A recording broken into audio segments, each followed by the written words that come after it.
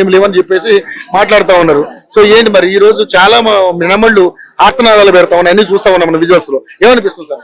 కళ్ళున్నోడైతే, సమాజం మీద అవగాహన ఉన్నోడైతే, విద్యా వ్యవస్థ మీద ఏమైనా కొంచెం నమ్మకం ఉన్నోడైతే, చదువుకున్నోడైతే, ఎడ్యుకేషనల్ బ్యాక్గ్రౌండ్ ఉన్నోడైతే వచ్చి క్యాంపస్ లోకి వచ్చి ఇక్కడ నెమళ్ళు ఉన్నాయా లేవా, కుందేళ్ళు ఉన్నాయా లేవా వచ్చి చూస్తే తెలుస్తుంది.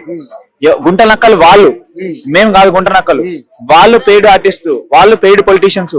డబ్బుల కోసం, ఆస్తులు కూడగట్టుకోవడం కోసం అడవులు నిర్మించే రాజకీయ నాయకులు వాళ్ళు. ఇక్కడ ఏ స్టూడెంట్స్ కూడా ఎకరాల కోసమో దేనికోసం ఆశించి ఎవరు చేయట్లేదు.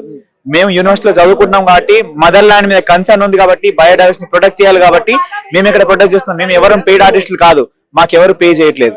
కానీ కొన్ని పార్టీలతో కుమ్మక్కయ్యి వీళ్ళంతా చేస్తా ఉన్నారని చెప్పేసి మాట్లాడతాం. ఏ పార్టీలతో కుమ్మక్కాల్సిన అవసరం లేదు. ఇక్కడ ఏ పార్టీలో ఉన్నారు, ఇక్కడ స్టూడెంట్సే ఉన్నారు. యూనివర్సిటీలో పార్టీలు, ప్రతి దగ్గర పార్టీలు ఉన్నాయి. ఇక్కడ మాకు పార్టీలతో సంబంధం లేదు.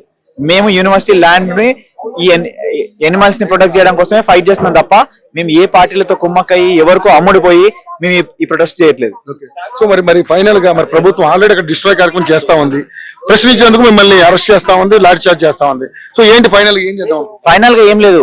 ఇప్పటికైనా వాళ్ళు ఆలోచించి వాళ్ళ డెసిషన్ ని వెనకకు తీసుకొని వర్క్ ఆఫ్ చేసేసి మా ల్యాండ్ ని మాకే వదిలిపెట్టాలి. ఈ ల్యాండ్ మీద ఎటువంటి దౌర్జన్యం చేయొద్దు. సో ఒకవేళ ప్రభుత్వం దిగిరాకపోతే మా ప్రొటెస్ట్ అనేది కంటిన్యూ అవుతూనే ఉంటది దిగొచ్చే వరకు. సో మరి ఎక్కడికక్కడ అరెస్టులు, నిర్బంధాలు జరుగుతాయి. ఎన్ని రోజులు చేస్తారు అరెస్టులు? ఎంతమందిని చేస్తారు? మేము అరెస్టులకు, లాఠీలకు, తుటాలకు స్టూడెంట్స్ భయపడరు. ఈ యూనివర్సిటీ, హైదరాబాద్ సెంట్రల్ యూనివర్సిటీ అనేది ఎన్నో ఉద్యమాలకు నిలయం ఇది. సో ఇలాంటి వాళ్ళకి భయపడి వెనకకు తగ్గేటువంటి స్టూడెంట్స్ ఎవరు లేరు ఇక్కడ. ఆల్రెడీ మొన్ననే తగ్గుతాం మేము లాఠీ చార్జ్ చేసినప్పుడు. ఎందుకు? మేము వెనకకు పోయే ప్రసక్తే లేదు. న్యాయం జరిగే వరకు ఇదే పోరాటం కొనసాగుతుంది. సో గత ప్రభుత్వాన్ని పోల్చుకుంటే ఈ ప్రభుత్వం చేసే కార్యక్రమాలు ఏ విధంగా అనిపిస్తుంది?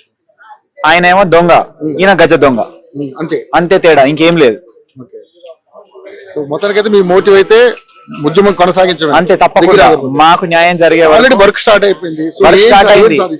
ఏం సాధిస్తామంటే ఇప్పుడు ఇలాగనే చూస్తూ పోతా ఉంటే ఇంకా మిగిలిన దానన్నా మేము ప్రొటెక్ట్ అంటే ఏంటి, ఎక్కడైతే క్లియర్ చేశారో అది కాకుండా మిగతా ఫారెస్ట్ ని కూడా డిమాలిష్ చేయకుండా, డిఫారెస్టేషన్ చేయకుండా ఇప్పటికైతే దరిద్రులు వీళ్ళు 2 రోజుల నుంచి చేస్తా ఉన్నారు. ఇంకా 2 రోజులు మేము సైలెంట్ గా ఉంటాం, మొత్తం కూడా చేసేస్తారు వీళ్ళు.